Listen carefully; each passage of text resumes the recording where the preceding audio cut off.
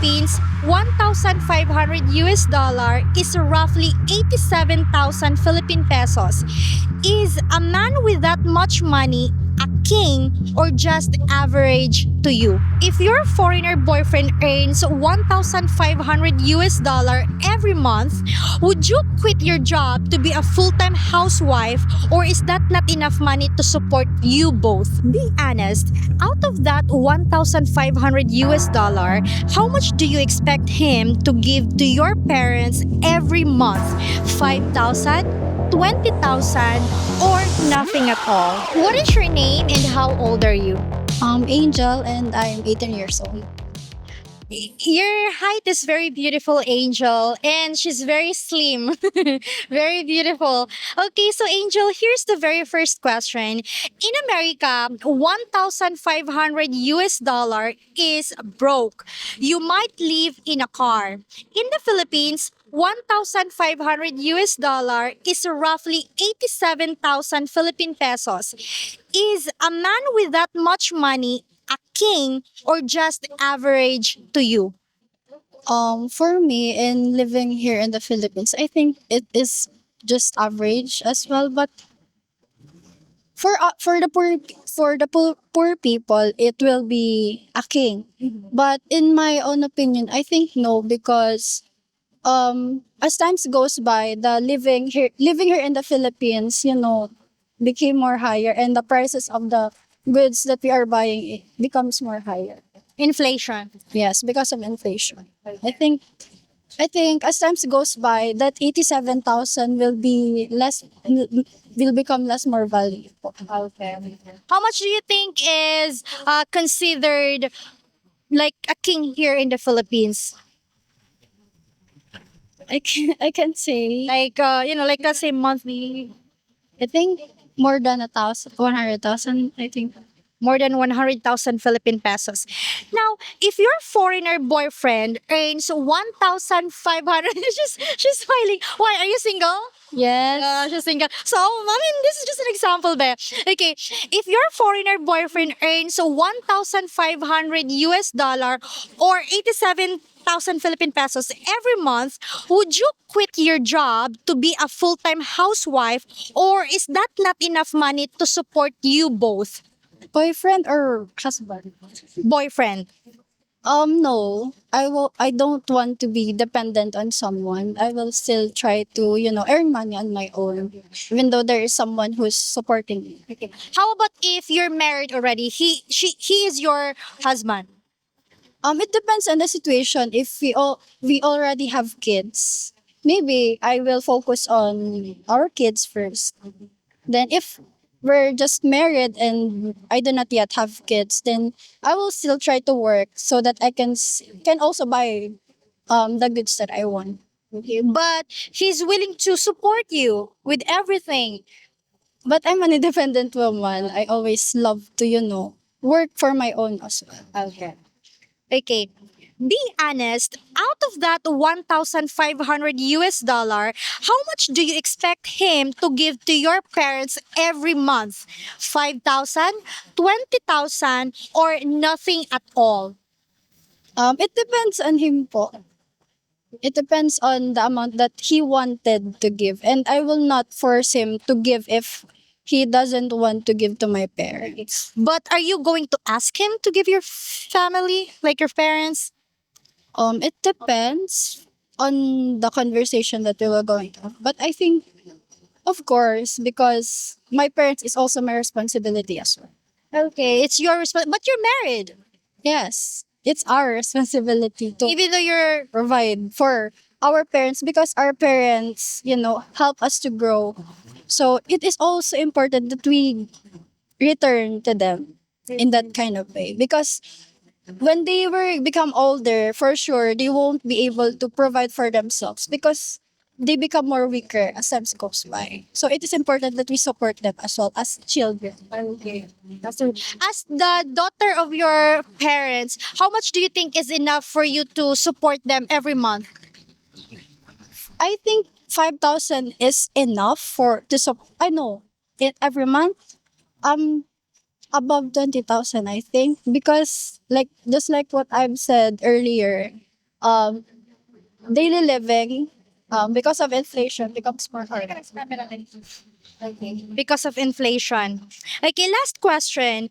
What is the lowest monthly salary a foreigner can have for you to marry him? I sorry. I don't know. Just give an estimate. Amount? Monthly. The lowest. What is the lowest monthly salary a foreigner can have for you to marry him? Actually, I do not base on the amount that someone can give. For me, love is not about money kasi po eh.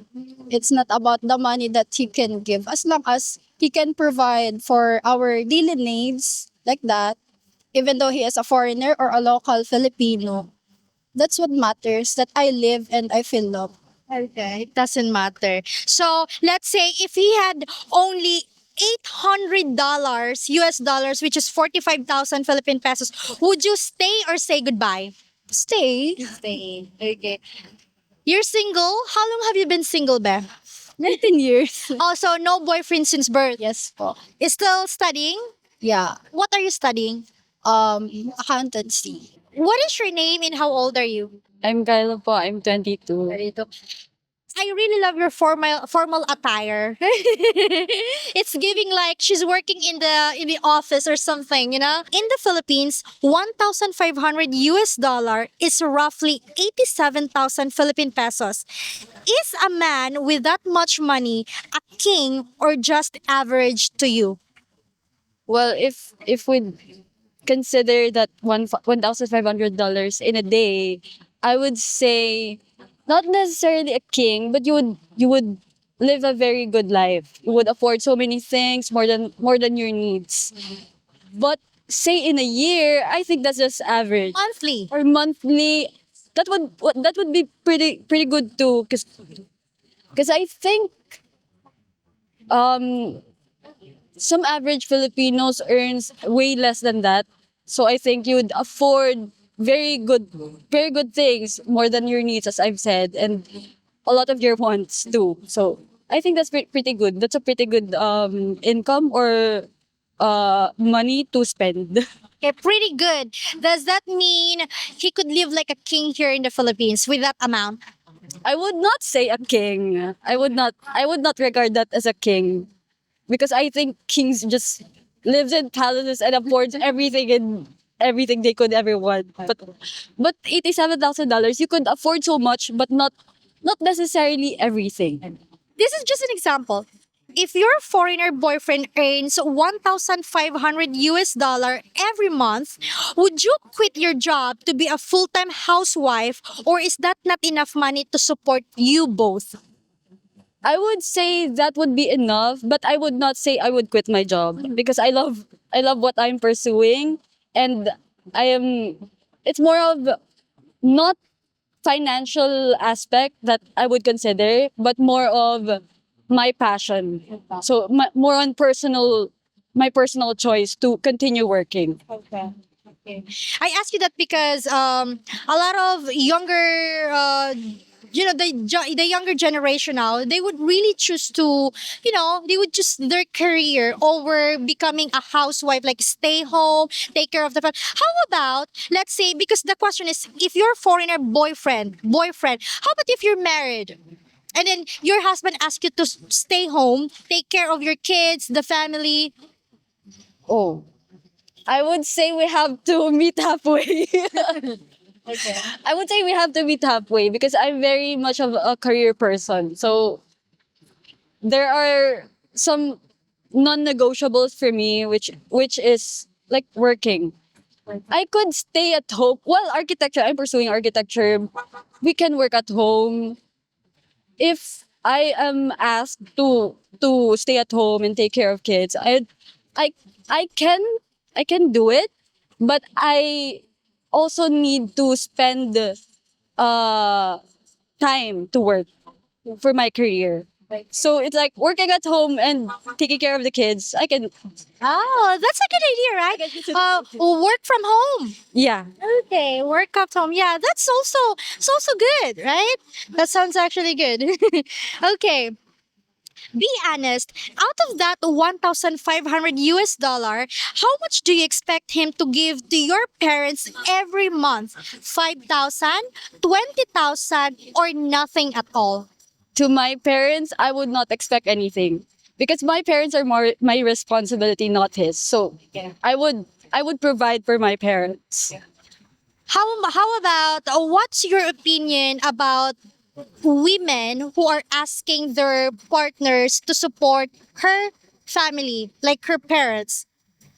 I would say if that's what they agreed, if that's where they meet halfway, then it's fine. It's their arrangement. But for me, it just won't work because I think I should provide for my parents. Yeah. What if your husband says, "I want to help your family. I want to help your parents. I want to give them allowance every month." So would you accept that? Well, if he voluntarily offers that, then I could say yes. But I won't oblige him to do so. What is the lowest monthly salary a foreigner can have for you to marry him? I don't know. I'm not much of a a money person that I would consider marrying someone for money because I think, as I mentioned earlier, I am I am much of a career person myself. So I think it doesn't matter whatever you earn. If we like, if I'm willing to be in a relationship with you, then whatever you earn. It doesn't matter. Yeah. Okay. So, for example, he's only earning how much is that? 800 US dollar, which is 45,000 Philippine pesos. You would stay or leave? I'd stay if we have the same values and we have the same principles and we have the same long term goals. It's more of those things for me than money. So, That's good. Okay. You're single. How long have you been single, Beth? oh my gosh, I'm single since birth. May we know why? I, I'm very nosy. I don't know.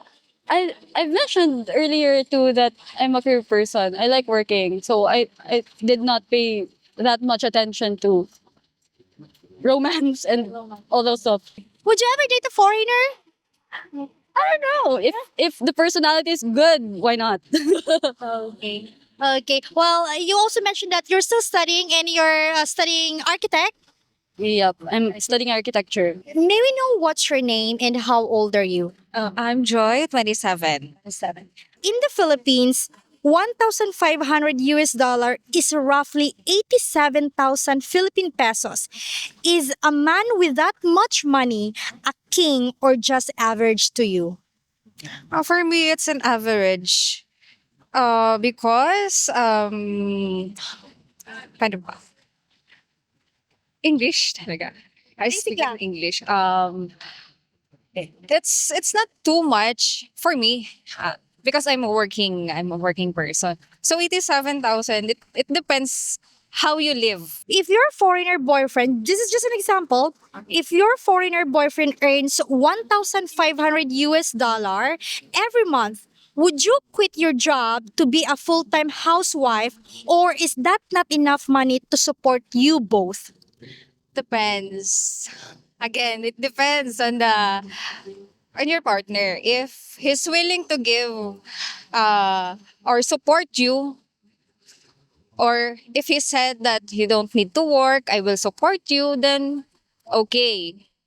But if you're an independent woman, and then he's just there, and I mean you own your I mean you own your income and you have still work.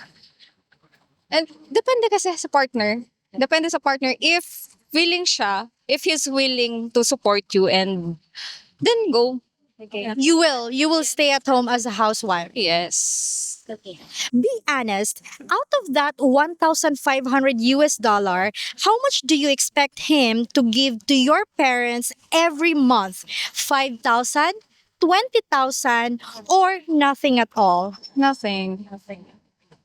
Because he's my partner and he didn't he didn't need to support my family.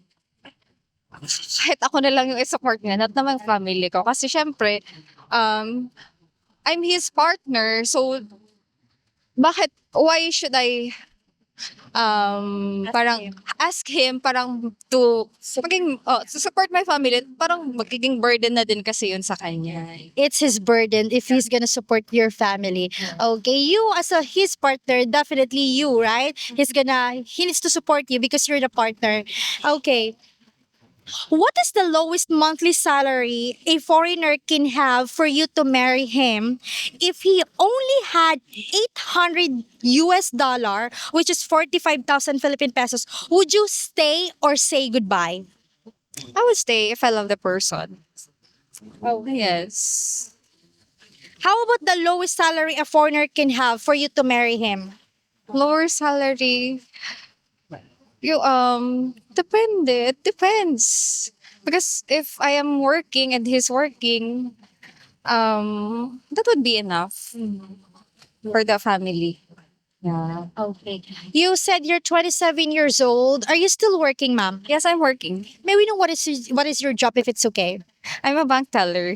Bank teller. Ooh. So you're When it comes to money, I budgeted a lot, and as of now, nagbo-budget ako for myself and for my baby. And of course, mahirap. It's hard. It's hard, yeah. But life goes on, so every day tayo lumalaban to survive. Yeah. okay. That's beautiful. By the way, you have a very beautiful dress. I love your dress. It's very pretty. You're welcome. Anyway, thank you so much, ma'am. We really appreciate your time. We've been here, guys, for like 2 hours, and ma'am is our very first interviewee. So thank you so much. We really appreciate, ma'am. We really appreciate your time, and thank you so much. Hi, everyone. Hopefully, we earn your subscription, and also if you want extra videos, please consider becoming a YouTube member. Thank you for watching, and take care, everyone. Bye bye. Beautiful reflection